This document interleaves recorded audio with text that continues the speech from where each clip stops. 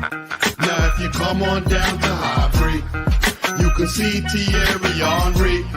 He is the best player you will ever see. Thierry Henry. Now if you come on down to Highbury. Hello and welcome to From Dial Square to Where. Once again with me, Andrew, who's at From Dial Square, and Kunjan, who's at Kunjan Nitin. How are you, Kunjan? Good, buddy. How are you doing? Very good, very good. Always good to see you, bud. Same here. In fact, I have a question to ask you, a very important question. It just slipped my mind. So are you allergic to apples or berries or any fruit whatsoever? No. Okay. Because I was gonna bake you a humble pie. So I just wanted to know what goes well with it. I'm not allergic to humbles either, so yeah, I do plenty of humble. No, I mean, considering that we were discussing about Lacazette last week. Yeah, I know, absolutely. I thought it'd be a lovely way to start the show by offering you a big chunk of slice of humble pie and ask you, does it taste good with the ice cream or without the ice cream? Yeah, I think I will have ice cream actually, as long as it's warm. Yeah. Not the ice cream, the pie. But yeah, no. I was going to do exactly the same thing and talk about Lacazette pretty much straight away in this show because I think everything that we said before. I'm not trying to back myself up. I think everything said was quite valid because he wasn't. But that performance against Wolves was absolutely fantastic, wasn't it? Absolutely fantastic. And from what we've said before in all previous episodes, the effort and the desire, the energy that he has been putting into all the games recently has never been in question, never been in doubt. And once again, it was exactly the same against Wolves the other day.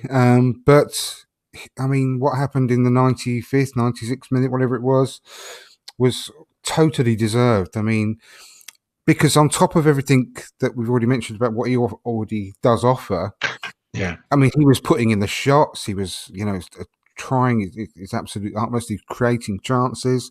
He was spinning off players and running past them. I remember one on Ruben Neves, obviously one of our big targets. He just span off him and just left him like a mug on, sent him for a hot dog at one stage. And yeah, I think he had 8 shots, which, obviously didn't go in, but he was having the efforts. He was shooting. He was desperate to score that goal. And the fact that it was put down as an own goal in the end, I think all the Arsenal fans are very, very happy to say that it was Lacazette's goal, aren't we? I mean, it really was. And we'll come on to the other star performers a bit later. But yeah, Lacazette, hats off to you, mate. It was a fantastic performance. In fact, whether or not it went as an own goal or not, like if you watch the replay again, if Jose Sa did not get his hands on the ball, it was going to the far post where Saka was waiting. So Lacazette would have got the assist as well for that, Yeah, exactly. So he was contributing, and he did run himself into the ground, and you have to give it to him. And this is the first. I mean, this must be one of the few times Arteta did not take him off, because I think we see it about in the 70th minute that Lacazette does tend to run himself a little down, and Arteta does want to freshen it up front. He kept him on. In fact, when I was watching the game, I was a little surprised when Martinelli went off, because Martinelli does produce a little spark of magic when you least expect it.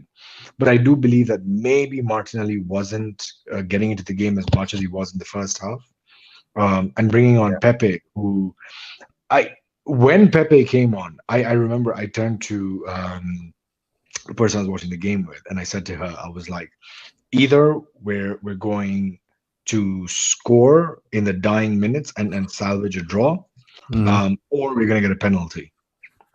Because just the way Pepe was terrorizing the box, you expected something to happen.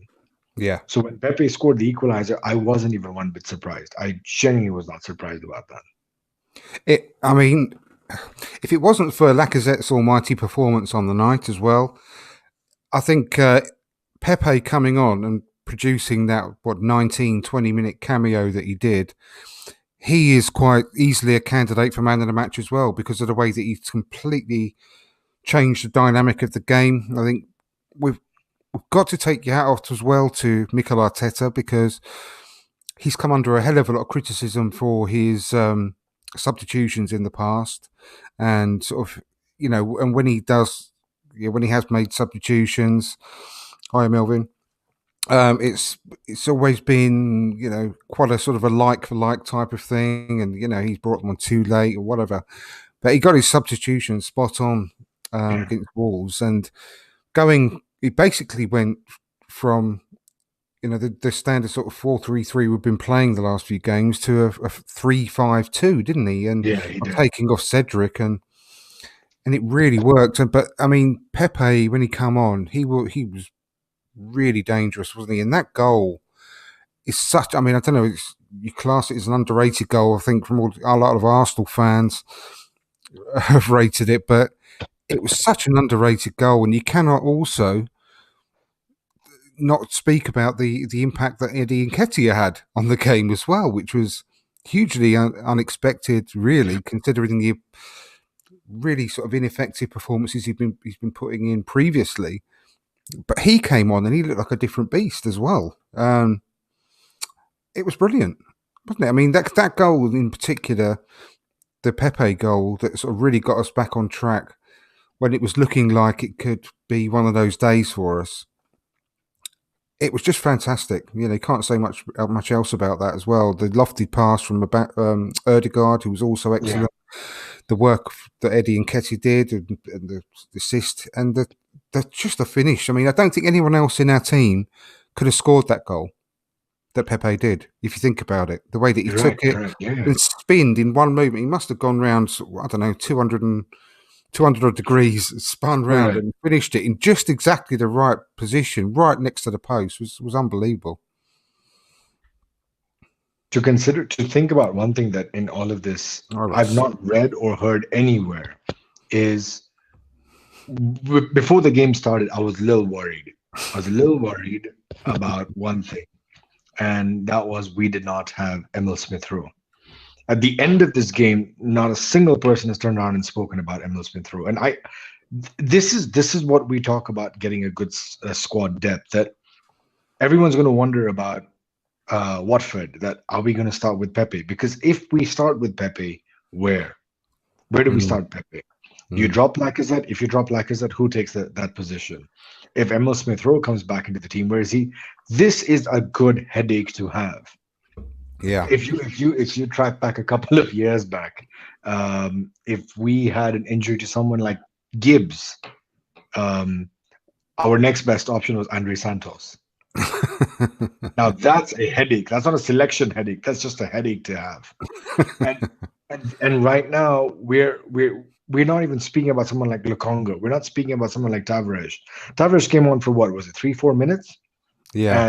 And the thing is, like, not a single person was like, oh man, we need to shore up his defense. We were okay about it. We're like, all right, bring it on. When we went down to 10 men in the past, be it against Liverpool or even Wolves, and Rob Holding came on, we were like, okay, yeah, we'll ride the storm. We're confident. Like, these are the small little things that go unnoticed. We do not realize the importance of something like this until we take a step back and look at it in hindsight, that we do have. Yes, we're short. Let's not get carried away. We are a little short. We do lack quality to be considered a guaranteed top 4 team. But just look a little further down the road from us, and I don't mean the scums. Chelsea have immense quality. You name the players, you name the squad depth. They have 2 good players for every position. Yet there's a possibility we could leapfrog them for the 3rd position. So there's something good happening at the Emirates, and we have to take notice for that. Yeah, definitely. I mean, I'll steal a comment that James, our good friend James Johnson, get well soon, James. He's not very well at the minute. And listen to his, he's part of the wonderful Purely Arsenal podcast. Go and give it a listen, everyone, if you don't do so already. He said that he mentioned, two, three good players on the bench. Well, more than that. I was, 4 or 5 players, and then he said the rest of it is taken up by the babies who are still on Cowan Gate, which it's I don't know if you know, it's baby food over here, but it was a very good point because we do need a lot more depth. I mean, I'd love to see some of those players coming through and getting a chance. If we finish up in the Europa League, then there's more of a chance for them in the group stages. If we get into the group stages of the Champions League, then it's going to be much more limited. I mean, it's going to be a much harder prospect of getting out the group. However, we're not going to be seeded very highly. Mm-hmm. So we're going to undoubtedly get a terrible group like we always do. Probably, Bayern Munich, as we always get Bayern Munich. Olympiacos, because we always get Olympiacos, and another. Maybe a Galatasaray, I guess. Yeah, exactly. Or Fenerbahce, we go meet a good friend of ours at Fenerbahce. Why not? Yeah, and Ryan's put a message in. He's, I should have said earlier, he's going to be joining the show imminently. Just running a little bit late, so we're going to look forward to you joining the show in a moment, Ryan. But yeah, if and when we get the European football, which I'm sure we will do at this stage now in the season, we are going to have to bulk the squad up with, better quality players, because we're going to need a squad going into a European competition season as well, with 4 competitions to play for. So you made a very important statement, because it just goes to show how successful this season has been. As much as, yes, we've had a really dodgy cup season, but it's been a really successful season, because starting off the season, despite our 6 signings and despite all the outgoings we've had, every Arsenal fan said we need to get into Europa League. Right now, we're discussing about top 4 easily. We're not even like having doubts. We're like, top 4 is clearly a possibility. I'm going on record to saying that even 3rd position is a possibility. This is the success of this season, and we take it for granted. We never ever speak about this by saying we started speaking in September for let's try top 6. Let's try. And here we are speaking about trying to get into the top 3. So you have to. It's wonderful, isn't it? Yeah. It's an amazing feeling. It's an amazing feeling. Well, like Russ just said, we won't be getting Spartak Moscow. That's one side we won't be getting. But we won't go into that, Russ. But it's a terrible situation over there. And rightfully, FIFA have finally pulled their finger out and banned the sort of Russian team, haven't they? And not a minute too soon. Yeah. But yeah, on a positive on that front, like, rivalry aside, to hear that Abramovich is actually making an attempt to try and conduct peace talks, like, respect to the man, that he's trying to find some sort of solace in this. Like, you have to give it up to the guy. From what I've read and what I've heard, and all, we won't go down this road. We'll end it pretty much soon here. But a vast majority of the Russian population don't want anything to do with this. Yeah, it's just this crazy madman who's doing it all off his own back, really. Anyway, I just hope it. I hope that it all stops soon, because obviously it's just a dreadful situation, and obviously thoughts are with everyone who's affected over there by this horrible situation. But it is lovely that we've got this situation now with the team, whereby it's really interesting to look at the table again, and it's not where we want to be ultimately by actually being in a title chase. But to be in this situation where we are now and challenging for a top 4 place is a big step forward from where we have been the last couple of seasons. Well, last season specifically. And it's wonderful to be able to look at other fixtures and see, worry about them, worry about the teams that are around you and their results, because it hasn't mattered for so long. And it's just wonderful to be back there, isn't it? And when we get back into Europe next season, the experience for this young team, whether it's the Europa League or whether it's the Champions League, is going to just be brilliant for them. Another step in there, then into their experience and to making the team stronger every year. And by competing in Europe, it's going to be wonderful to watch these young players blossom, isn't it? It's when we, again, as I mentioned to you, like I think there was a statistic that came up the other day that if we do get into the Champions League, there'll just be two players from our current roster that were there, I think in 2017, and that would be Bellerin and Xhaka. And it just goes to show where we were and where we are. This is the discussion we had last week as well. You do need some seniority to guide these young players, because imagine throwing someone like Saka into the Champions League. The first ever time he's going to get into the Champions League, he's not even 21. I think Saka now may have turned 21, if I'm not mistaken. And you compare it with what we had in 2017. Like, this is something to be very, very proud of. And you can only get better because the levels of the Champions League, different teams from Europe, they do test you. When you do playing up against the Bayern Munich, and you know what you're getting into. But that's where, when we talk about Wilshere, everyone speaks about that one game against Barcelona. And it's etched in memory forever, what Wilshere did that day. So one-off, we may hear a Saka had a game like that. We may hear an Emil Smith-Rowe may have a game like that. And we forget that even when we have someone like Ben White, who's 24, or Aaron Ramsdale, they're not like we take it for granted that, yeah, but that's 24. When we look at that in the Premier League, we have the youngest team, and we're doing this. It can only get better. And that's credit to Mikel Arteta, credit to Edu, and credit to the players for putting us in this position to be very proud of. Yeah, no, definitely. And I've already said before about... oh, excuse me. Turn my sound down. I've put my phone on silent, but it wasn't silent for media. But yeah, I've said before about the age of the team, and I totally get what you're saying, and we will get some more experienced, top quality players in the summer. There's absolutely no doubt. But I've also got no doubt that these players will take on that challenge. I mean, you've seen what Saka's been through in his career so far.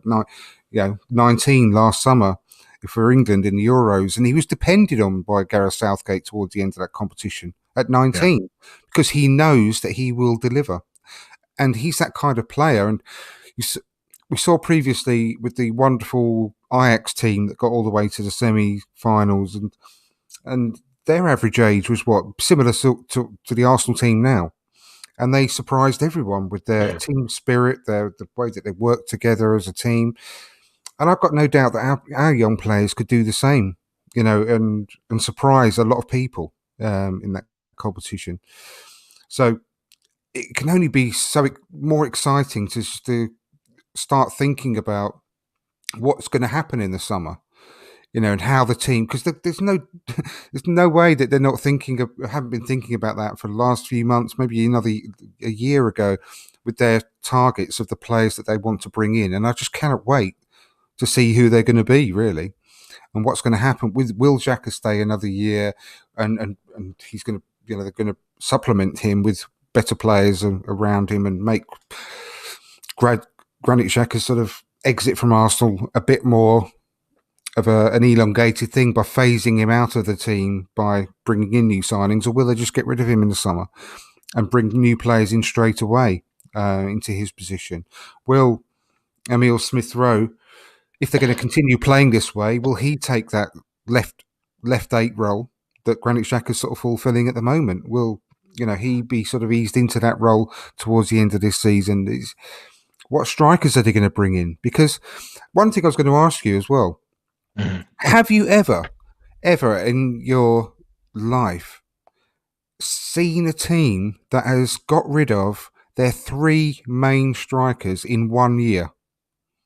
Because we're going to be we've lost Aubameyang, then we're going to lose Lacazette and Eddie, all within the same time. Yeah. So have you ever known a team that had to replace 3 strikers, or at least 2 of them, in one summer? I mean, it's just never heard of, is it? I mean, and considering that Eddie and Aubameyang both, sorry, not Eddie, I beg your pardon, Lacazette and Aubameyang, we have to remember these are two players from the Wenger era.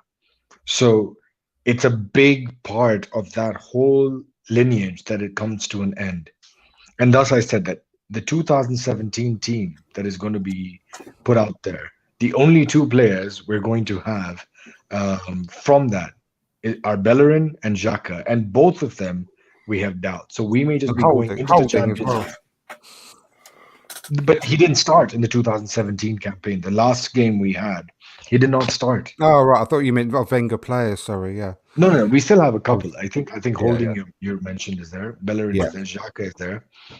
As we speak, Lacazette. And then you can obviously throw in the youth here and there. But as signings, these are the only ones there. And Yeah. it's a big testament to the team. Like, we've come a long way. When you look at someone like United, they still have players from the Ferguson era, like Phil Jones. They got Ronaldo back, and we can see De Gea is still there, and you can see where they are. If progress for them is moving backwards, they're doing a fantastic job. Yeah, I was just asked a question, Ryan, and welcome, by the way. Thanks for joining us. Good to have you on board again. And I just asked that question. Have you ever known a team to lose its three main strikers in the same season, which we will have done by the summer? Lacazette, Aubameyang, and Nketiah are our three main strikers. They're all going to be gone by the summer within the same season. So I think that's unprecedented. I think not even outside of Arsenal. I've never seen that happen in my. No, that's what I meant. I meant football in general. Yeah. I can't think of another team that would have lost their three main strikers at the same time. And the crucial, effectively. and one of them being the captain at the time,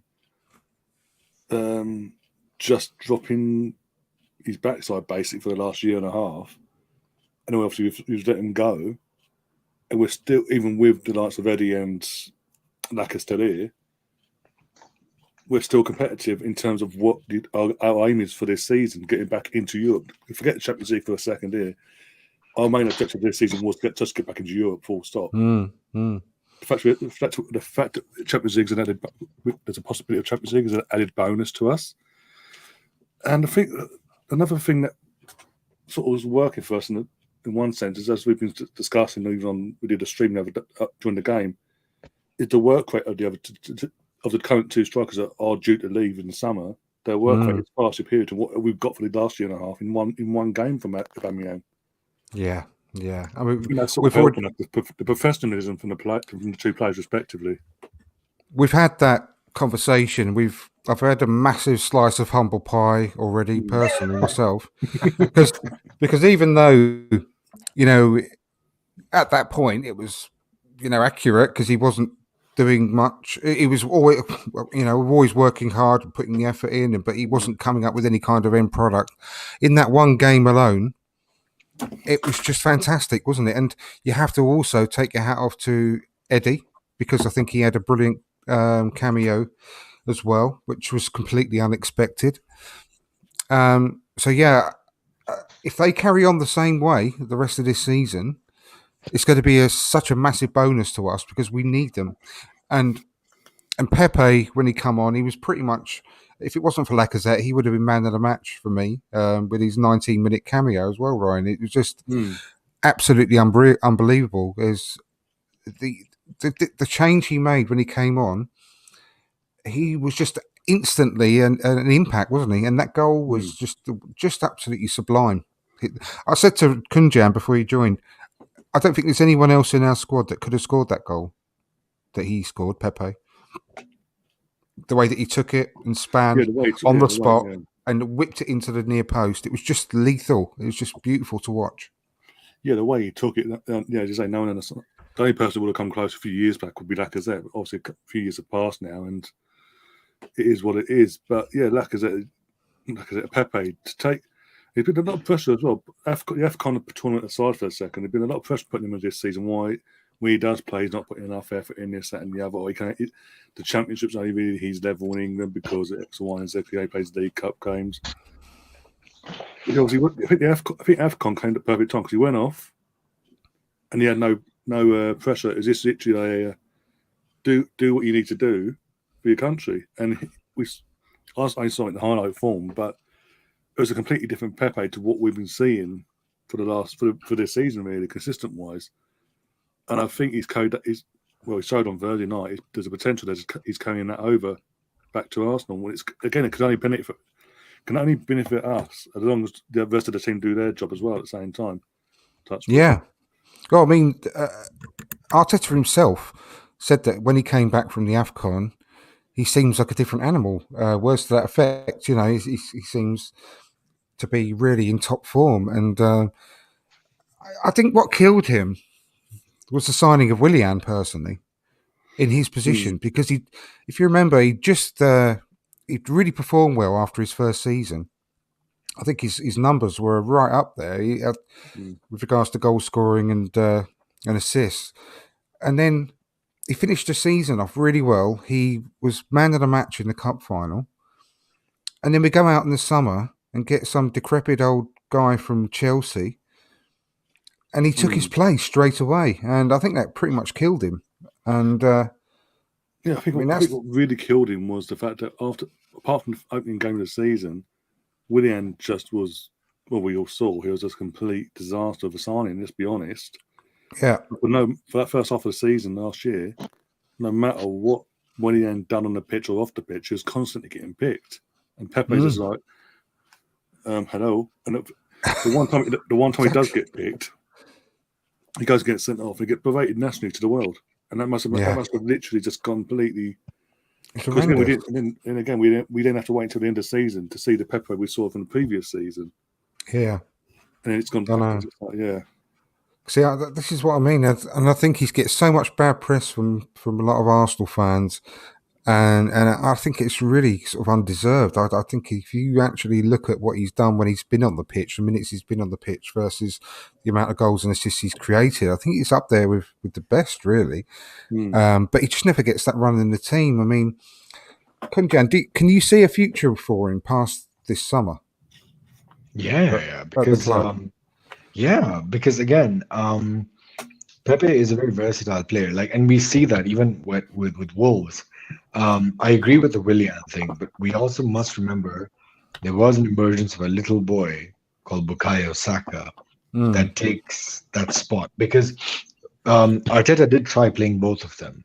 In fact, Saka was pushed to the left where he was doing all right. He's playing well, but he's not doing his best.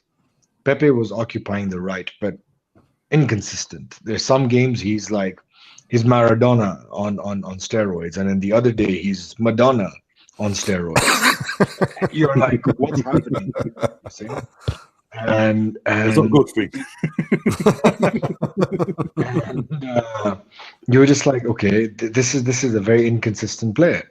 And I think maybe once Arteta tried Saka on the right and dropped Pepe, and the rest, as they say, is history.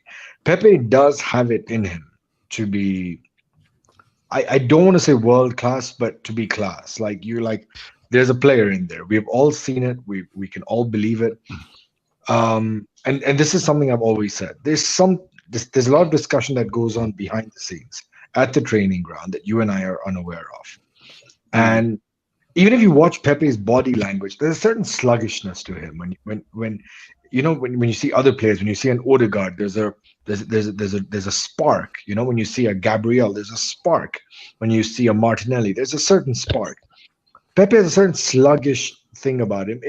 I don't know, maybe it's the body language, the demeanor, but he doesn't have this thing of, I got you, boss. It's like, okay. He's a chaotic genius. Only he knows what's happening in his mind. And which Pepe shows up is beyond you and I. Nobody knows what Pepe is going to show up. But I do believe, yes, there is a future, especially if we're losing, we are losing two strikers. We've already lost Aubameyang. I do feel that he's a good player to have to fill certain roles. He won't be in your starting 11, but he will be a very effective player from the bench.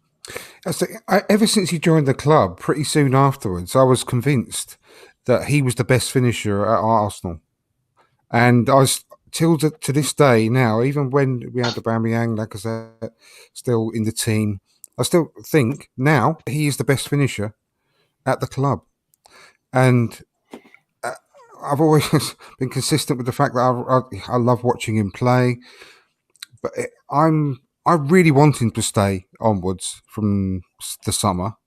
If it's the case that he does, we need to look at his contract because he's only got 2 years left at the end of this season. But when we're going into Europe and we've got 4 competitions to go for, we desperately need good players in every position and a good backup in every position. And I think we will need Pepe, and he'll play a lot more minutes moving forward. So I really personally hope that he stays on and we don't sell him for just get what we can for him. If we get a 25, 30, 35 million pound offer for him, we'll just take it and run. I don't want to see that happen personally. I don't know what your thoughts are, Ryan, but I think he's too good to just get rid of in a car boot sale. Do you know what I mean? Yeah, he is, and obviously we've invested a lot of money in him as well. Let's not forget that. Yeah, not just wages and all, but actual price packet, and that's not including what Dunroll done to us in the first place to get this deal over the line. So there's a lot of money at stake. I mean, they're going to want to, as a club, you'd think, and as a businessman at Stan is apparently, you'd think they'd want to recoup some money if they're going to sell him on. So yeah, it makes sense because we're hearing from the media, like Fabrizio and all that, the club are getting ready to have talks with Saka in the summer to extend his contract. I think there's a lot of players that are going to have that in the summer. A lot. Smith, anyways, even though Smith did one last year, get him done again because he's scoring goal compared to last year. So get him down on an extended contract from last time.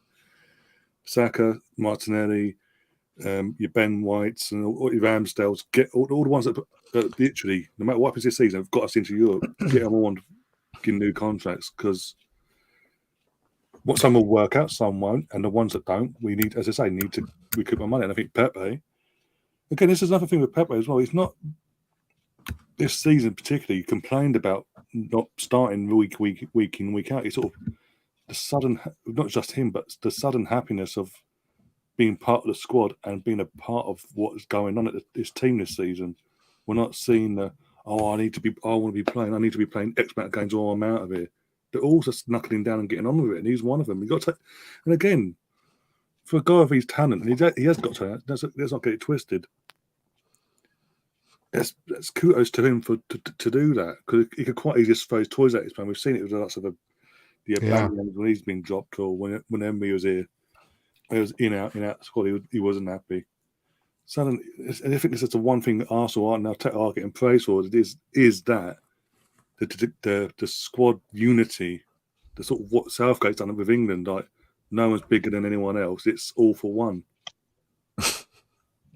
No one. I think there was that period in the late 90s where she looked like she might be on steroids at that point. The pointy cone brass sort of period of her life. I think she might have been then, but no one wants to see that, Russ.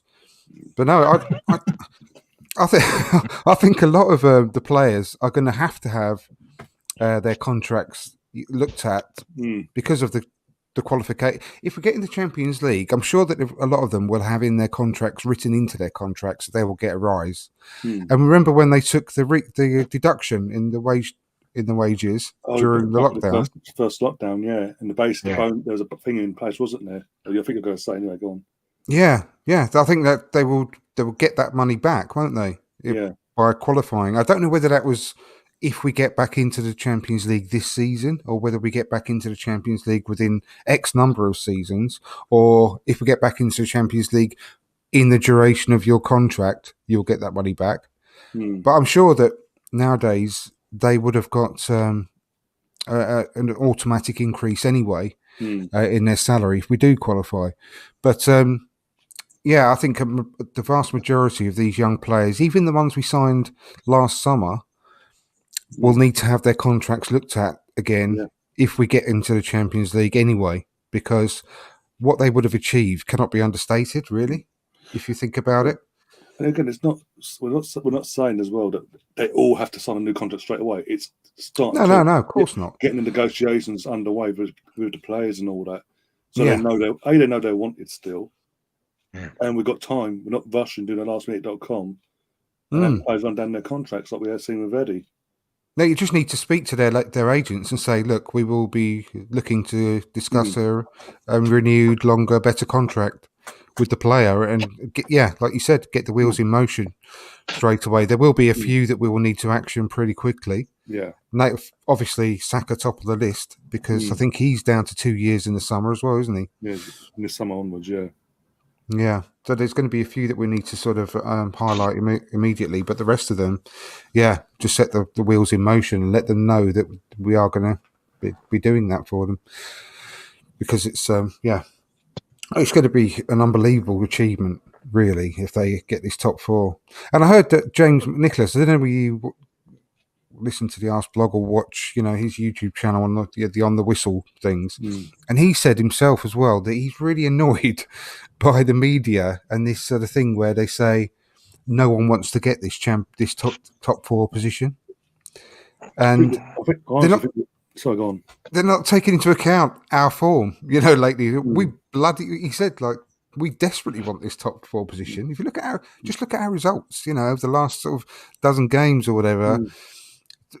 If you start the season, after the first 3 losses because of what happened with COVID and everything with our team at the time, our form has been bloody brilliant, and the way that we've clawed back that deficit of minus 9 points, basically, it feels like we started the season like we've gone into bankrupt, and we had 9 points deducted, so we had to claim back those 9 points. That's what it feels like. But since then, we've been bloody brilliant, and we deserve that spot. Well, let's go realistic. Let's go back to the Everton. From the Everton game onwards, we've only lost one league-wise. We've only lost one league game since Everton. That was Man City on New Year's Day. Yeah, we drew to Burnley 0-0. Look, they got again. Burnley had something to fight for, and they've since gone on to draw against United and beat this lot that are playing tonight a couple of weeks ago. So it proves that Burnley that happened basically, and obviously it wasn't. It's more so down to the lack of finish, or if Lacazette finishes a one chance, obviously it's a different story, or whoever. But we've won the majority of our game league-wise since Everton away back in December, and that's the start of December, I believe, if I'm on from the right side. And we're now literally we just hit March today. So form-wise, suggests that we do want this. It's the others. It's because the others, the ones that the media actually want to be in the Champions League, the Tottenhams or Uniteds and all that, or even West Ham, because they've dropped Arsenal in the last few weeks. Oh, no one wants it. No one wants it. Hello. Look at exactly. Do the actual research and look at the form table. We're up third in terms of the form league. Paul Ince, third in the league. Did you hear Paul Ince? After the game. Well, don't get insulted on that twat. He was just with Ian Wright. Ian Wright. You must have seen his tweet with his smiley face. We didn't deserve it. We were robbed. Paul Ince, saying, no chance. All the old United boys saying they've got no chance of getting top four, and we didn't deserve to win that game, and blah blah blah blah blah. And it's just like, oh, shut up. Well, we did. Absolutely, we did. Yeah, it's just absolutely ridiculous. But I was saying to Kunjan as well. I'll come back to you as well. I'll come back to you the second round, but I was saying to Kunjan about the business in the summer. It's going to be so fascinating about the type of players we're going to be getting, because we're going to have to bulk up the squad going into 4 competitions. We get back into Europe, we're going to need a bigger squad. So the direction of the transfers that are going to be made, I'm just going to find absolutely fascinating coming up into the summer. I mean, I think we gave some credit to Cedric Kunjan as well in Tomiyasu's absence. And I don't think we knew at this point last week when we did the show that Tomiyasu's injury is not actually the same one. He's pulled the other calf. Yeah. Which sounds weird, but I think I'm actually a bit more reassured by that, because if it was the same one that had broken down again, then I think I'll be a little bit more worried about that. But you've got to give it to Cedric about the way he's come in the last 3 games and performed. But what I want to ask you is, because personally, I'm thinking that it could be the fact that he's come back into a much better settled team than he was in before. Do you sort of feel that about him? Because I think that because we've now got a much stronger defence and we're settled and we're producing pretty much the same team every week. We can all name it if everyone's fit. And he's come back into that. He's looked like the player that he probably is, or he has been all along. Do you know what I mean? Yeah. And again, if we track back just a couple of months back, let's say sometime in December, we all, including I, were like, why is Arteta not playing Chambers? Why is Arteta sending Ainsley out on loan when he could have easily deputized him as a right back? I do believe there was a game plan. I do believe he wanted to make Cedric the backup option for Tomiyasu. And I was the biggest critic. I still am. I still think Chambers would have done the job. But and Cedric did get a run in a couple of games, and he was horrendous. But something has flipped. Something has gone right. And you're right. Again, this is what I said earlier on. There is now a sense of security that if Cedric's playing, we're not worried. Do you remember there was a time, again, I mentioned to you Andre Santos, when we had an Andre Santos and we were like, he has to deputize at left back over a Gibbs. We were worried. We were like, these are the standards that were, and these are the standards that are. And this is something we should be very, very content about, very proud of. Something you mentioned earlier about summer. I do believe this summer is going to be very important for the incomings. But this is something I discussed with Ryan a couple of months back off the show. Let's go through the roster. You'd be surprised how many players are on their way out. You think about Leno, Bellerin. We have Saliba coming in, but again, is he going to be starting? Is he going to be given a place? Or again, with 2 years left on his contract, we're going to ship him out. Let's talk about Lacazette leaving on a free. Torreira, we still have Torreira on the books. He's at Fiorentina. He's doing well, but again, we don't know. Runason, I read recently that he's actually playing quite well out there. Does that mean that we could command a fee more than £1 million? Will someone buy him? Ainsley, I read that Roma don't want him. Mourinho is not happy with him. So again, we have to find a buyer for him. Cedric, he's 30 right now. Do we want to keep him around? And that too, if Saliba is in, Saliba could fight for that right back and centre back spot. Pepe, what's his future? And we can go on and on, including Xhaka, including Guendouzi. Guendouzi is still on our books. Mavropanos is still on our books. So if we think about the number of players that are going out, El Neni's leaving at the end on a free. That's a lot of players going. That's a lot of players we will get rid of eventually. So we're talking about increasing the depth of our current squad, and we're not even realizing that there's going to be a massive exodus at the end of the season. Yeah, I know. That's what I mean. It's a big. We're going to be signing a lot of players, I think, in the summer, or we're going to be promoting a hell of a lot of under 23 players into the squad to bulk up. I'm sure we'll do that as well. But here's a question I'll come to you with it first, Ryan, from Russ. Mm-hmm. Would you keep or sell Xhaka in the summer? If we've targeted someone, we can get someone in who's an upgrade on Xhaka in terms of not just quality, but his disciplinary side of things. Then I would sell Xhaka because that's the main. It's all well and good having it again. He's had a good game against Wolves and things like that, but his discipline is not reliable. With his discipline, we've seen it this season. Leeds away a couple months ago now. We're cruising 3-0 and he's making silly fouls. We saw last week against Wolves where he's grabbing the shirt and throwing the play to the floor. Needless fouls. He's doing things.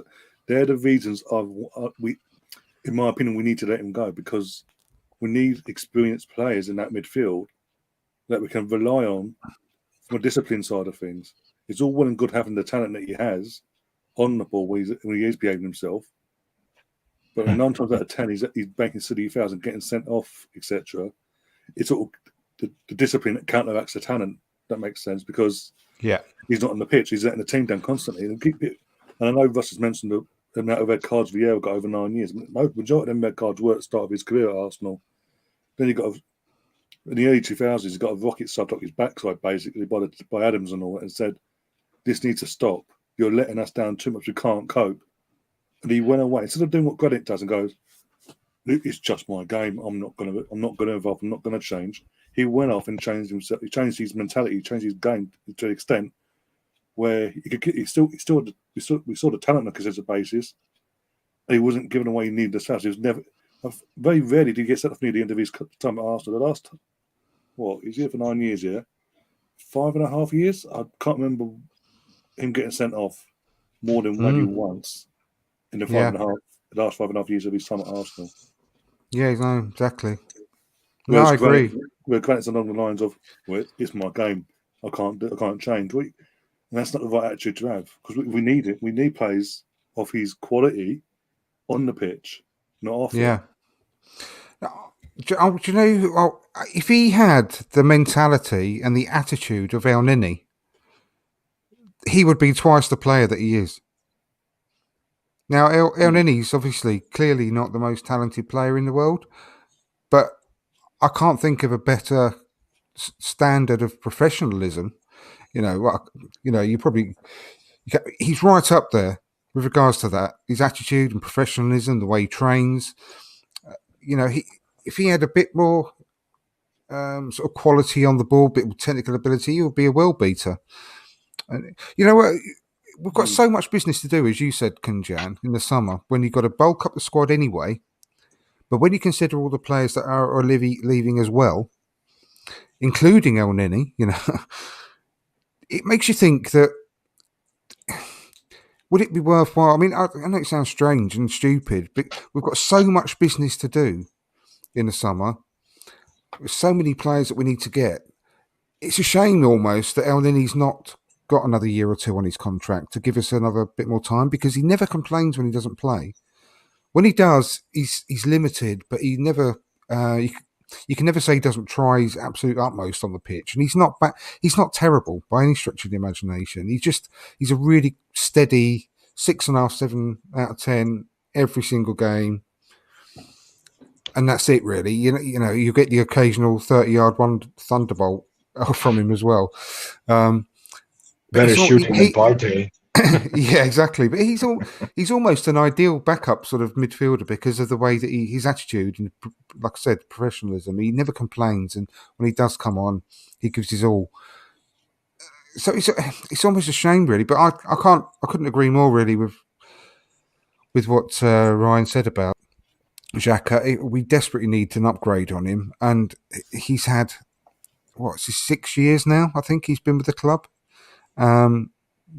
It's pretty much time to part ways, I'm sure. But again, I think it'll be completely dependent on what kind of offers we can get from him this summer, because I honestly do think the Roma offer last summer was derisory. I don't blame the club really for turning that down. I think it was an embarrassment, especially after the Euros that he had as well.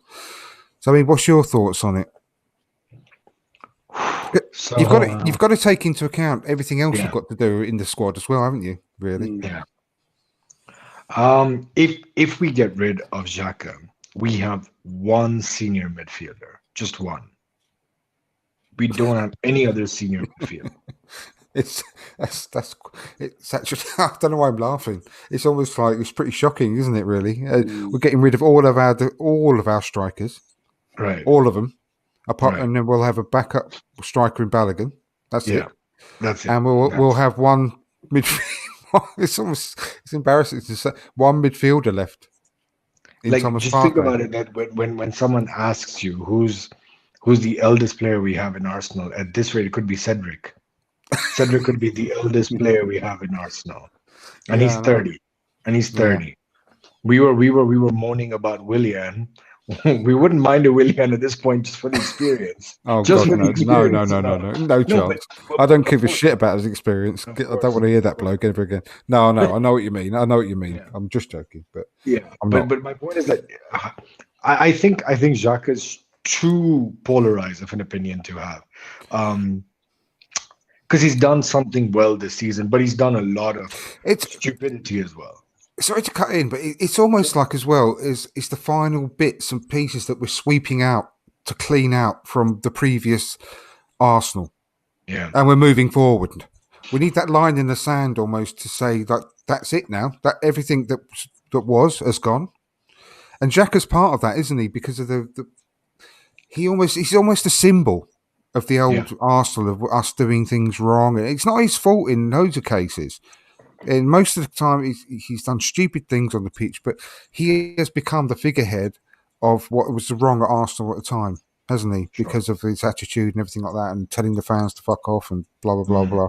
He has become sort of, that man that everyone likes to go. So it's almost a case of we need to get rid of him to move on.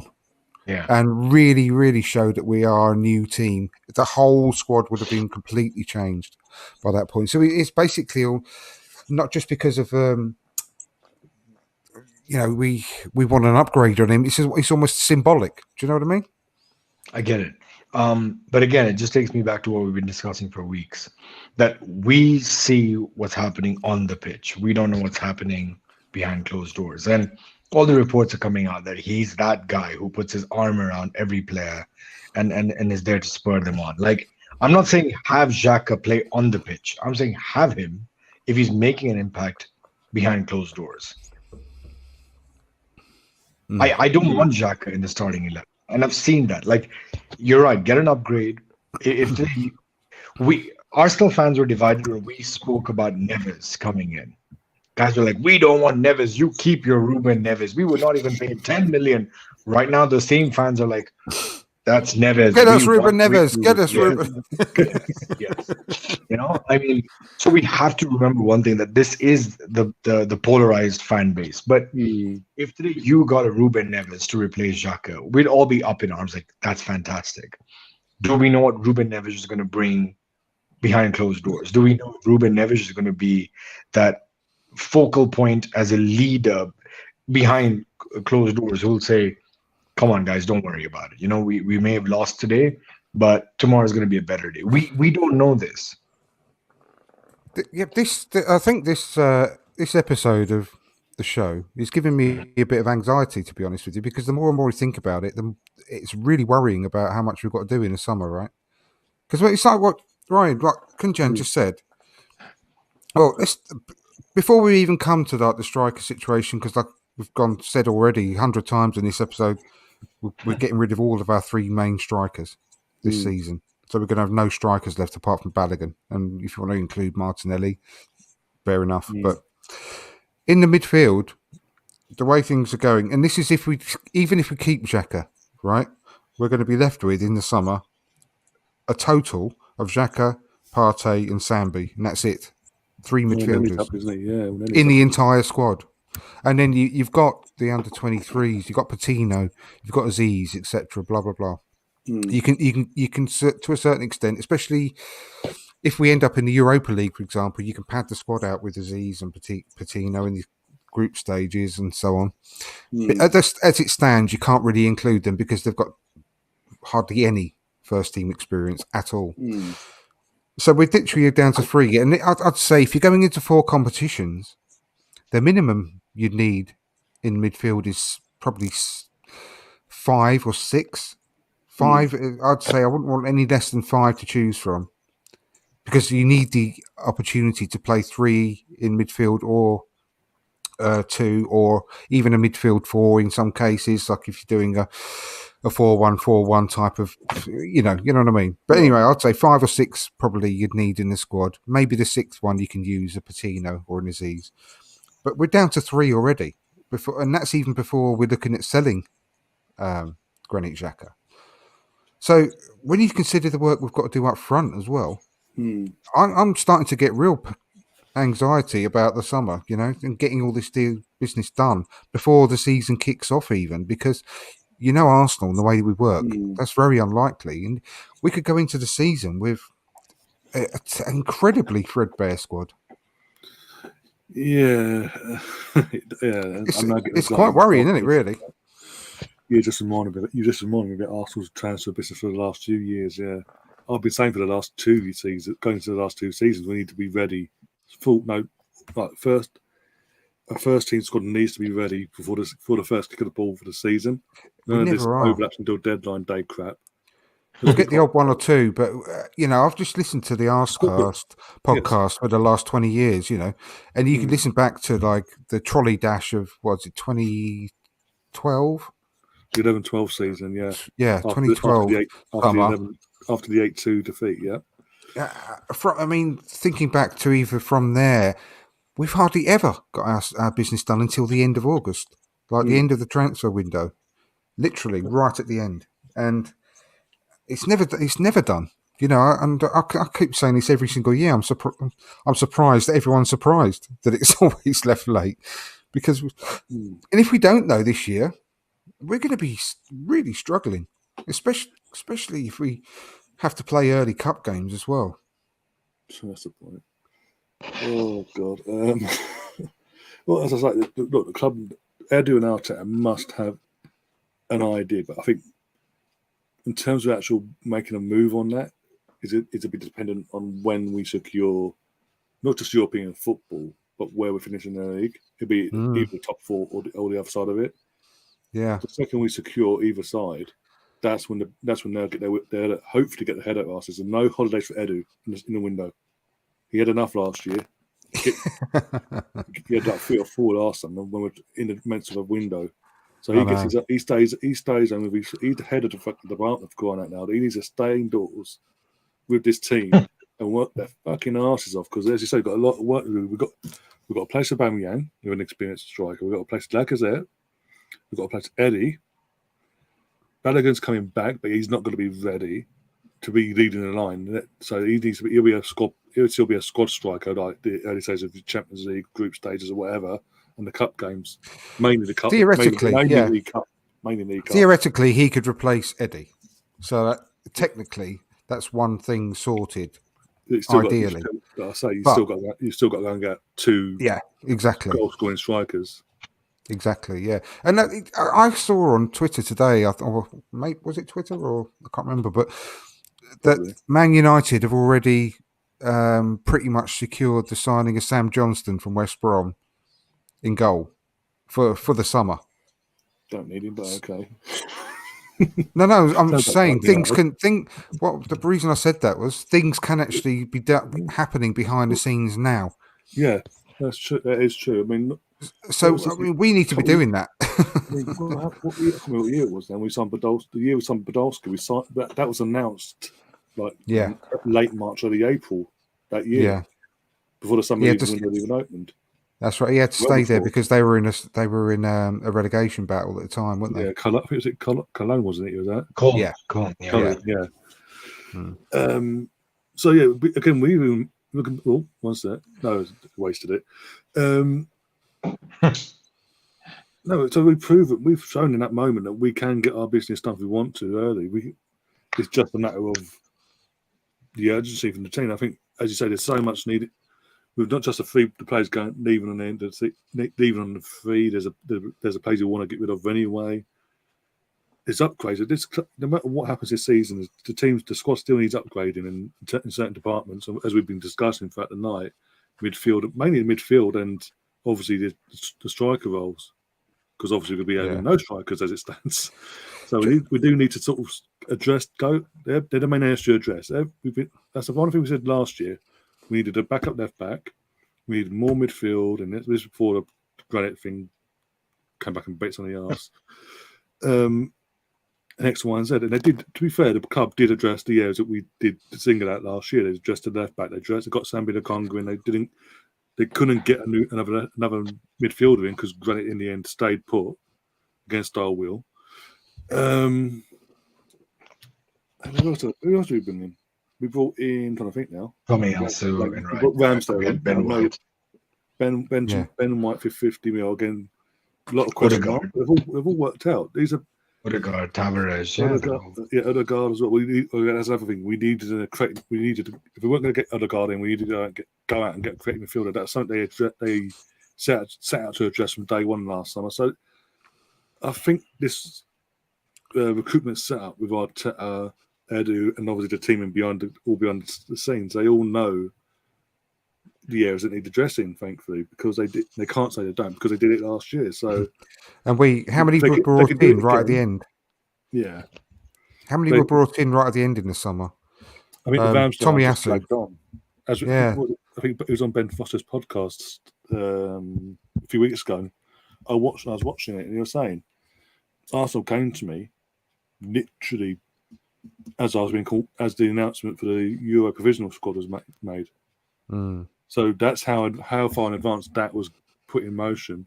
It just got dragged on because the owner at the Sheffield United has just been an absolute pain in the arse, basically. They wanted to drag it out. Exactly, yeah. And I mean, Ben White, again, we all knew the Benjamin White one was at the same time as well. That's just got dragged out again until well beyond. So, yeah. Tommy Asu was deadline day, wasn't he? Yeah, that was the last minute. That's where the discussion of Maddison even came in, that if you're in for Maddison, because I think he was the number one target, Odegaard. Yeah, yeah. We're prepared to wait for him, and it worked out. That was proven right. I mean, everyone wanted Emi Buendia, remember, as well. Yeah. And when that fell through again, uproar. What are we doing with our club? Our club is stupid. Get rid of Edu. Get rid of Arteta. Get rid of everyone. And look what he's gone on and done. He's not exactly, what's he doing? He's not exactly set the world alight, is he, Emi Buendia? Go get Emi Buendia. You're like, oh, God. Yeah, the meltdown our fan base had when he when he chose Villa. He's not exactly ripped up trees, is he, since he's been there? And now he's in a similar situation to what Pepe was when we brought in Willian, because they brought in Coutinho in his role. Yeah, that's how Paul he's been, ladies and gentlemen. So they've gone out on Lent, Coutinho, and now Buendia is a bit part player at best. So, and with Odegaard, I'm being massively impressed with him. I mean, it took a bit of time for him to settle in properly, but now he's properly settled. We're seeing what he can bring to this team. We just need that one last bit in the jigsaw in terms of a striker that finishes the chances given to him. Then he's a future legend. I'm telling you now. I've seen a certain idiot that lives in Spain still slagging him off. Like, he doesn't do anything. Like, it's like, are you mad? Are you watching something completely different to what everyone else in the fan base is watching? The less said about this him, guy is constantly in the man of the match pickings from Arsenal and all that. I know. He doesn't. He only says things to get clicks and. But to be fair, maybe he's been watching Vestergaard, and he's confusing. Yeah, exactly. But this is just like a hypothetical thing, because it wouldn't happen, right? But I'll put it to you first, Conjan. If you could get Lacazette on a 1-year extension, which is really impossible, I think it's nearly impossible. But if you could, and say a 1+1 deal type thing, maybe.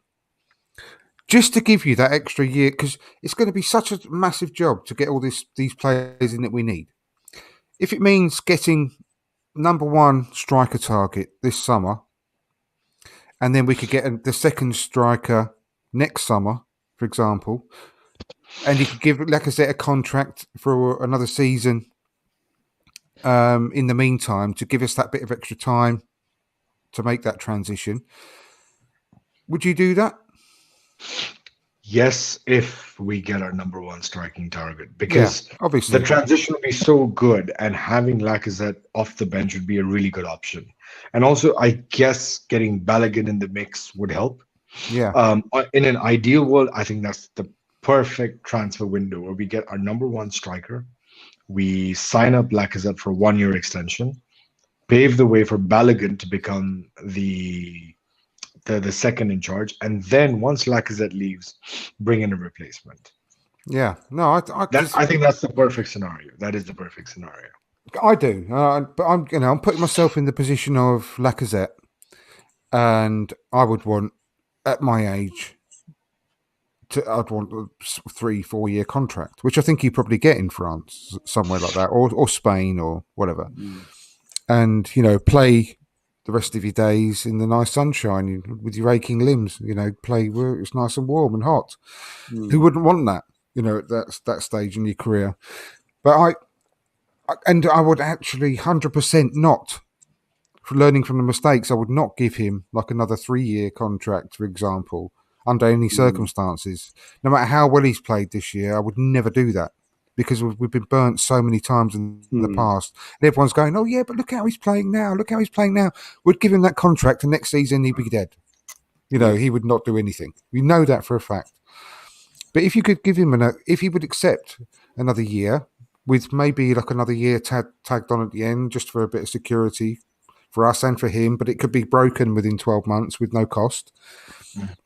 I would 100% do that, if we could get, because it just breaks down how much we've got to do this summer. But like you said, Kunjan, and it's absolutely 100% if we could get that other striker in. Right, but is it something you would do, Ryan? Because I think that would really make sense personally, because you can't say he wouldn't deserve an extra year, and it's no risk to the club really, but it would just buy us that bit of extra time to get the players we definitely want. Well, yeah, it would if he's willing to accept that. I think again, I don't think he would, but it's just a question, really. What goes against Lacazette though? He wants his 3-year deal yet.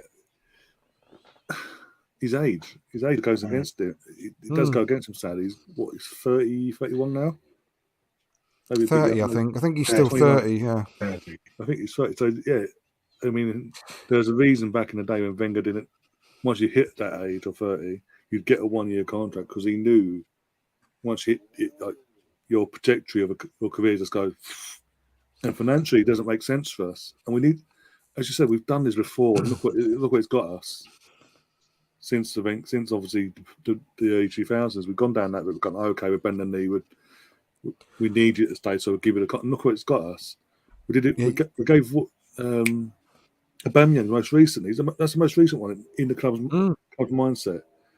He was around the same age, 29, pushing 30. He got given a 3.5-year contract, and the second he signed it, he just it was went just off a cliff. Diabolical. We've got to never forget the mantra that you are giving a contract based on what the player is going to be able to do for you. You don't give them the contract based on what they've already done for you to that point. And we've always done that. We've always been a nice club. Oh, you've been a great servant to us. Let's give you another contract. And we've never do it on the basis of what you think they're going to be able to do for you during the new contract. That's the most important thing. So I would never do that with Lacazette. I still think that a club would do it. A club will give him a 3 or 4 year contract, no question. In other countries, they're a little bit more relaxed about that in other countries. But also, when you bear in mind that you've got players like, and don't get me wrong, I'm not on the same goal scoring level, but you've got players like Lewandowski at his age, 34, whatever, banging in goals. Jamie Vardy banging in goals at a really advanced age, and there's plenty of other examples. Benzema is in his early 30s, still banging in goals, so he's definitely going to get a contract somewhere at the age of 30. So if you're him, then there's no way you would do that. But if he really does, maybe he's one of these players that would love to stay for another year because he loves the club and he wants to see through, see a bit more of the project through with these young players. And you never know. But it's something I would try and do. Put it that way. Definitely ask the question, because it would just buy that bit of extra time, and I think he'd be still a really good squad player to have. He'd be a great option off the bench. Obviously, all the younger players love him. He'd be a good mentor for them, good mentor for Balogun to have around as well. But yeah, it's totally based on whether he would accept it, and I genuinely don't think he would. But I wanted to ask that question anyway, because it is an interesting one at this point, because I think he's especially after that last performance, he's still got a lot of questions to answer. Don't get me wrong about goal scoring, but we know he's got it in him, don't we? I mean, he looked a lot more sharp in that last game. Having the 8 shots was a start, because he was only having 1 or 2 shots a game prior to that, wasn't he? So let's hope that it sparked something back into him, because even though that it went down as an own goal, I still think it will inspire him in the same way that if it was his own goal, if you know what I mean. Yeah. I hopefully it'll be a start of a little bit of a flurry for him towards the end of the season. But we'll finish off with sort of leading up really to the next game at the weekend, which is obviously on Sunday. We've still got quite a few days yet between now and then, but it's not going to be a walk in the park like I think, I don't think any games are really nowadays in the Premier League, but I don't think it's going to be an easy game because with Roy Hodgson coming in, they obviously kept Man United out. I think they're quite fortunate. I mean, did you guys see that game, Watford Man United? I saw the highlights on the match of the day. I didn't actually watch the entire match, thankfully. Yeah, because I watched the actual game and it was let's put it this way, Watford kept them out, and they are a better. They seem to be getting things a little bit better after Roy Hodgson's come in defensively, but they still gave up a lot of chances. And yeah, I covered that one. Honestly, Man United should have won the game 4 or 5 quite easily if they had their shooting boots on.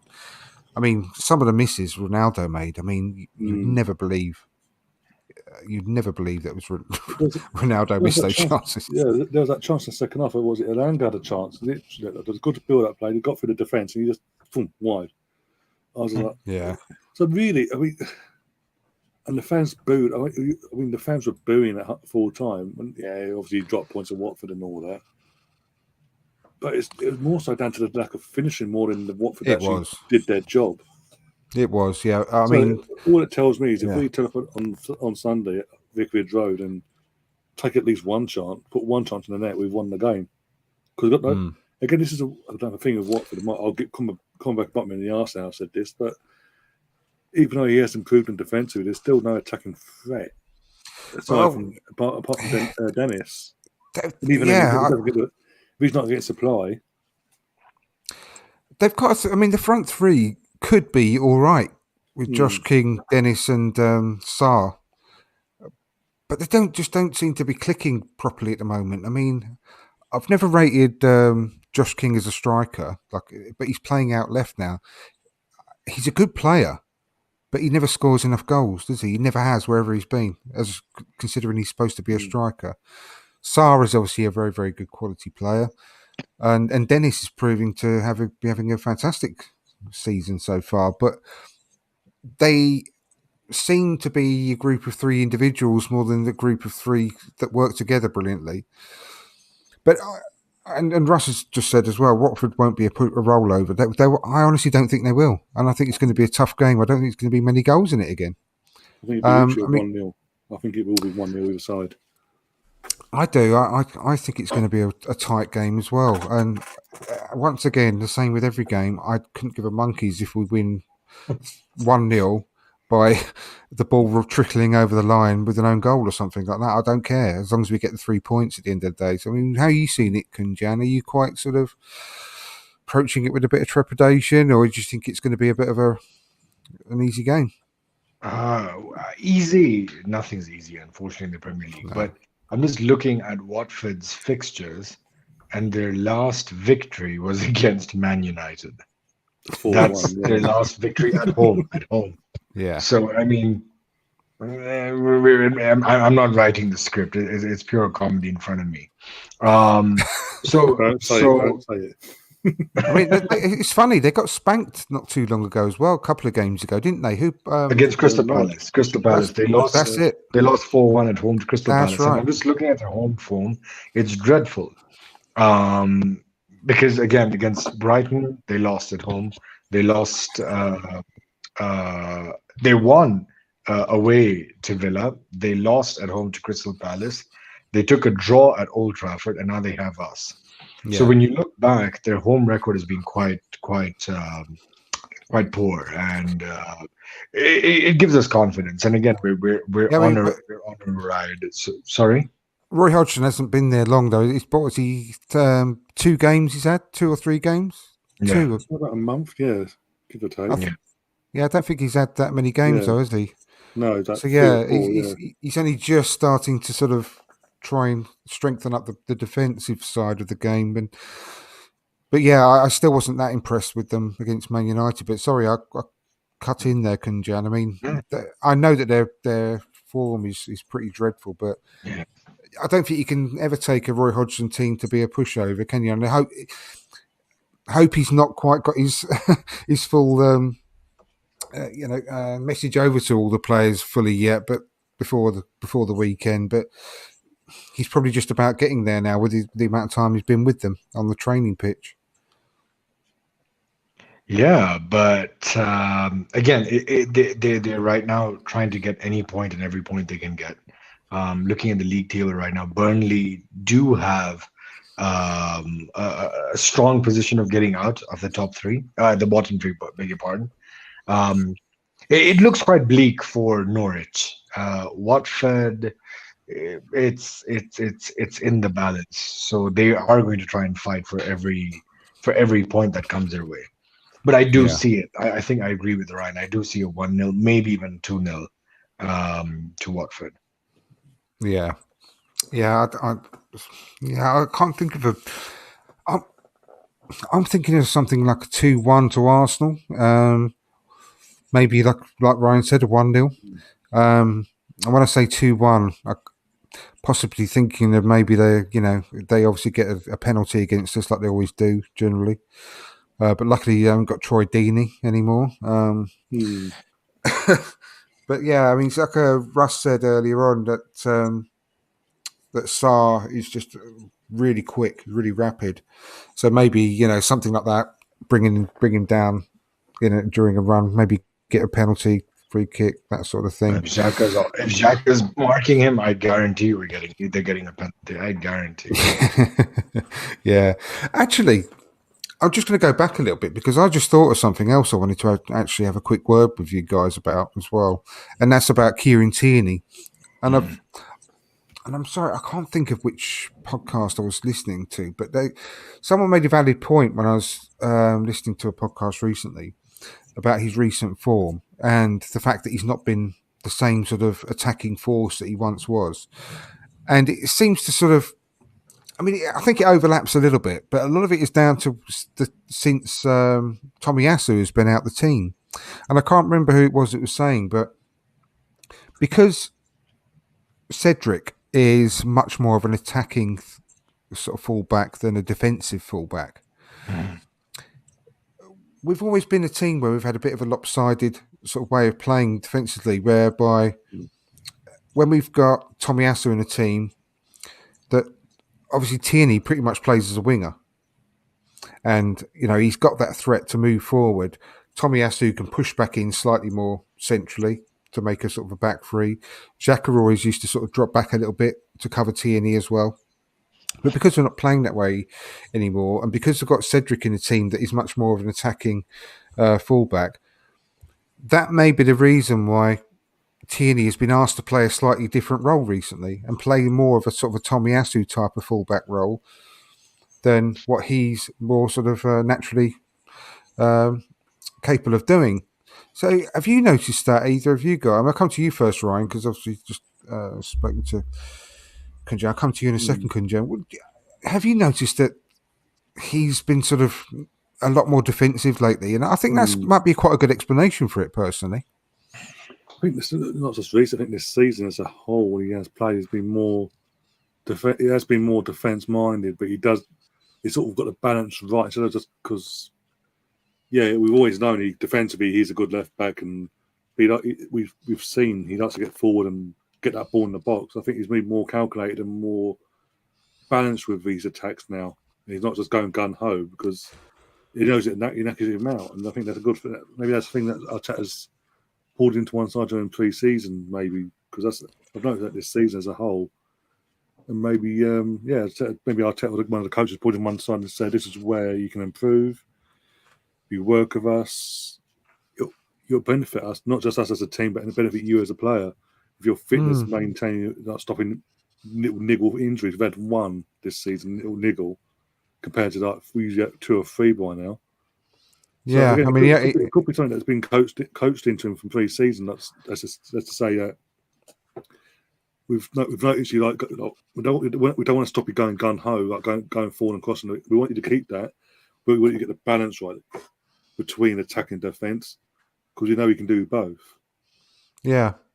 Because, I mean, our defence has been really good all season, and I'm wondering whether they are trying to change him stylistically a bit because of the way we're playing.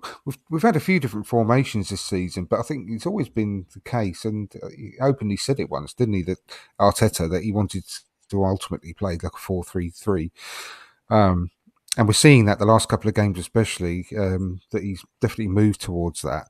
And I'm wondering whether, is something style they're trying to change his style of play a little bit, and keeping him back on purpose. What's your thoughts on that, Kunjan? Have you had any thoughts as you've been watching him lately?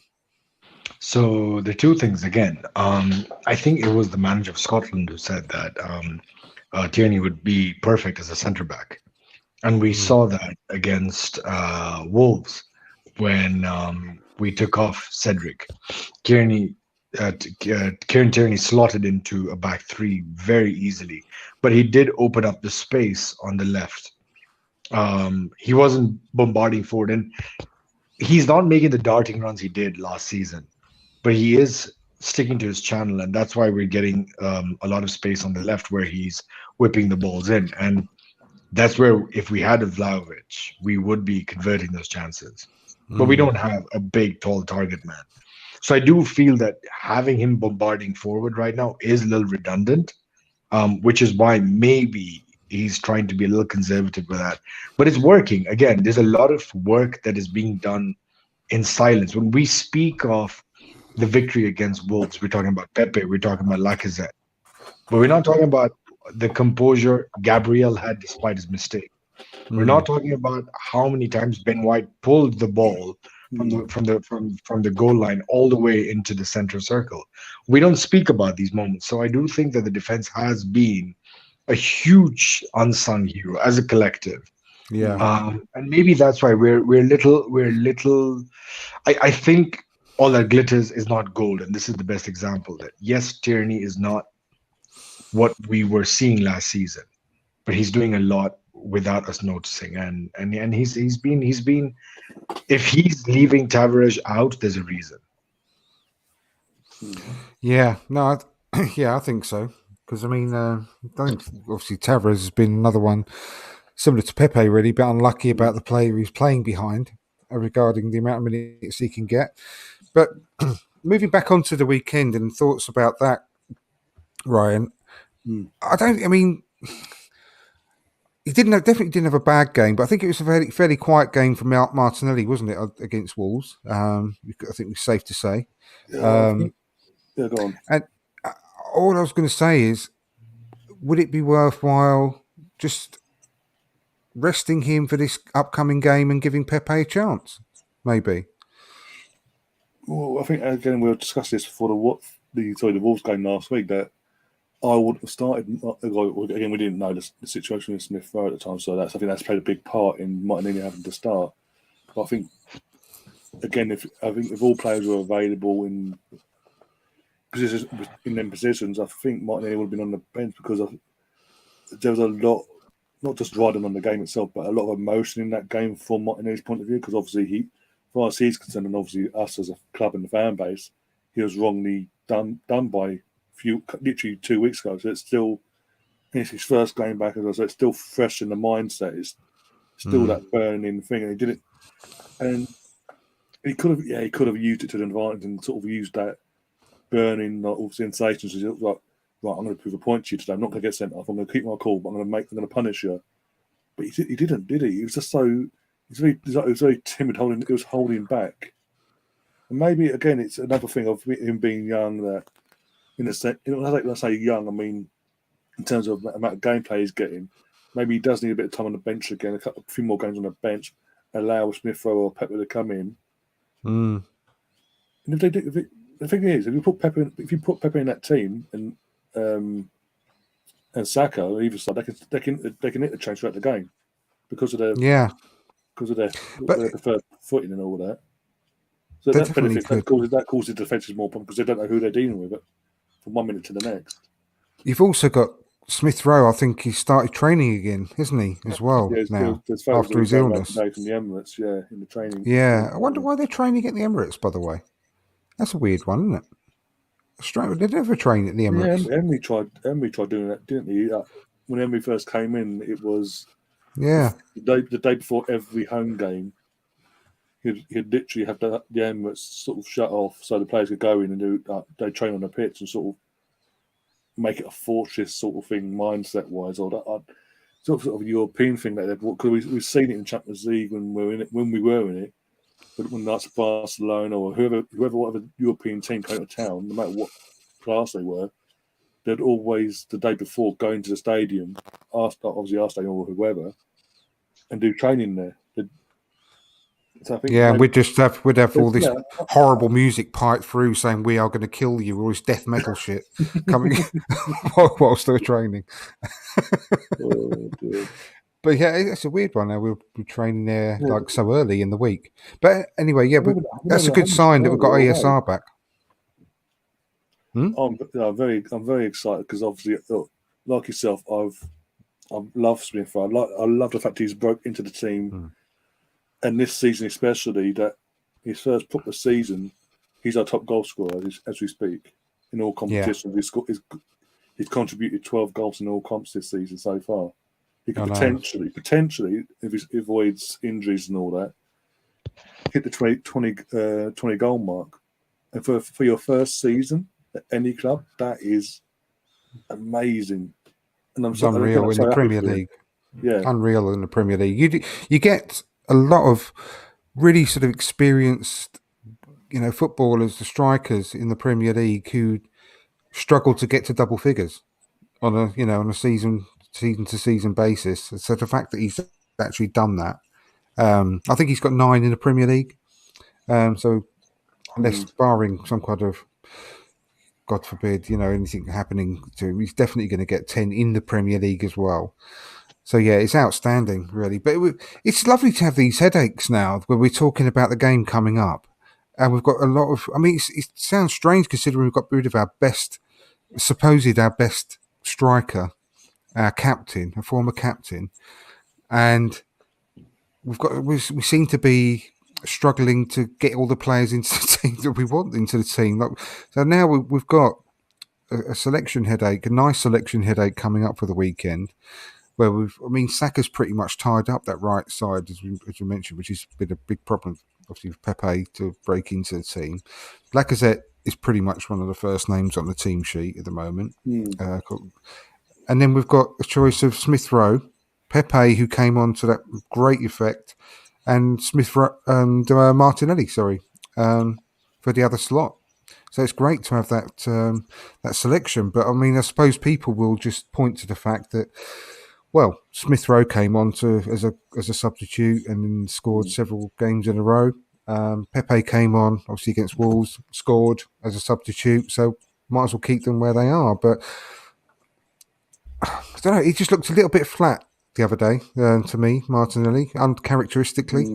He always works hard, chases every ball down. But yeah, there was just a little bit of a spark missing at the weekend, wasn't there? On Thursday, sorry. Yeah.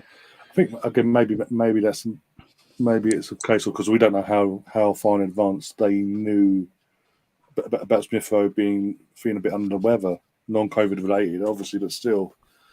So it might have been a last minute on the day itself. He's probably expecting, so he wasn't mentally prepared for actually starting the game. He's probably thinking he was going to be on the bench until that day. So that could play a factor. We don't know. Obviously, it might come out in the documentary in the summer, but we'll see. Yeah, exactly. And I like that, just to finish off, really, I like that interview that Arteta had at the end of the match the other day. What's his name?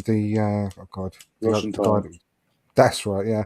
He was interviewing him. He said, right at the end of the interview, he said about the documentary about being followed around by cameras. And he said, are we going to see... sort of a different side to you, Mikel? Sort of words to that effect, a question like that coming up. And, Mikel sort of looked at the camera and said, probably, during it was just thought it was quite a nice sort of touch. I'm really looking forward to watching it. To be honest, Yeah. I think it's good, And I think, especially if it ended. It's got a really good ending. especially End of the season. we don't want a Yeah. Tottenham ending of we finished safe. No, but that would be glorious, wouldn't it? If we get our first sort of St Totteringham's Day for quite a long time, and it's all The documentaries in documented. town. Yeah, exactly. So let's keep our fingers crossed there. But yeah, once again, thank you very much, gentlemen. I think we'll end it there. So we look forward to seeing you next week on the channel if you're both available. That'd be great. What have you got coming up, Ryan, this week? Tomorrow I've got the Arsenal women watch along. This is our rearranged game against Reading that was done. Yeah, it was postponed back in December. We've got to play it tomorrow night. So if we win that, we go 4 points clear. Looking forward to that. Chelsea have still 2 games in hand over us, but one of them's against Tottenham. We're all going for Champions League spots. So fingers crossed that doesn't go the way we. Is it really the WSL itself could go between is dependent on who Tottenham want to win it, basically. Effectively. Ain't going to be Arsenal, is it? I don't know. I just want them to look. I'm getting fed up with the media going, "Oh, Chelsea got 2 games now, and that's it." Oh my God, Harry Kane's a twat. Oh my God, he had a free kick. He scored. No, he literally had a free kick, and he's gone to take it, and he's just slipped. He's done John Terry and slipped on his ass. Is Balogun playing, or is he on the bench? He's not on the bench. He hasn't come on yet, but there's been no shots on target in this game. I just had it on the background, and there's no shots at all in this game on target for either team. And please, Balogun, come on and knock him out. That'd be so good. But yeah, so I'm doing that. I'll be doing that tomorrow. That's 7:15 kickoff, so go live about 7 o'clock on the channel. If you're around, obviously you're more than welcome to join me. And I think I will be. Arsenal batter and Kate McCabe score another worldie like she did at the weekend. So I think on Friday we do a podcast obviously in the build up for the Watford game on Sunday.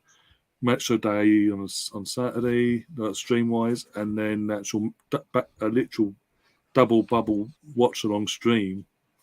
Arsenal win versus Birmingham City, then the Watford versus Arsenal games literally 5 minutes later after the game finishes. So busy few days ahead, but yeah, busy.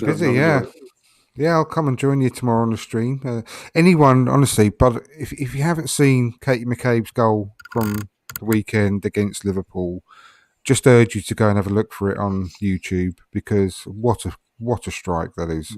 Anyone in the world anyone in the world, man or woman, would be over the moon to score a goal like that. And if it was a well-known male player that scored it, it'll be doing the rounds forever on Twitter for days. So yeah, just go and give it the praise it deserves by finding it online. But yeah, Kunjan, lovely to see you. Speak to you again. Oh, you got something else? Thank you for having me. And on the topic of the Arsenal ladies, I'm sure you must have read the news of a statue unveiling of the real GOAT. The real goat. Is that a permanent statue? I haven't found. I've seen all the stuff on Twitter with her standing next to it. Is it a permanent statue there, or is it for some kind of temporary Adidas thing or something? I don't know. I think they haven't really said it. Just obviously, I think the party line was basically there's loads of we see loads of statues of men and animals around London. We thought there'd be there should be statues of women, basically famous women. Yeah, no, that's what I've seen that, but I don't know whether it's a permanent thing or whether it's just a temporary thing or what. Yeah, they haven't said if it's temporary or. Because what is it? Basically, it looks a weird colour. Yeah. Well, I think Vivian's one's red, isn't it? Some sort of. It's pinkish. It's a certain magenta pink. Yeah. It's like a pink. Yeah, it's like a pinky colour, and I don't know. I mean, it's great that she's got a statue, but I just don't know that it's whether it's a permanent thing or what. I have to look into it a bit more depth. But yeah, anyway, I look forward to seeing you next week, both of you. And thank you to everyone in the chat once again. It's a real pleasure, and thank you for all your comments. If you can give us a like before you go, that would be really grateful. I'll be really grateful. And please tell your friends and family about the channel. Spread the word so we can get more gooners from all around the world to watch us. from here on in. But yeah, please like the channel, subscribe if you haven't done so already, and we'll see you again next week. Once again, bye bye. Good night. Come on, you Gunners.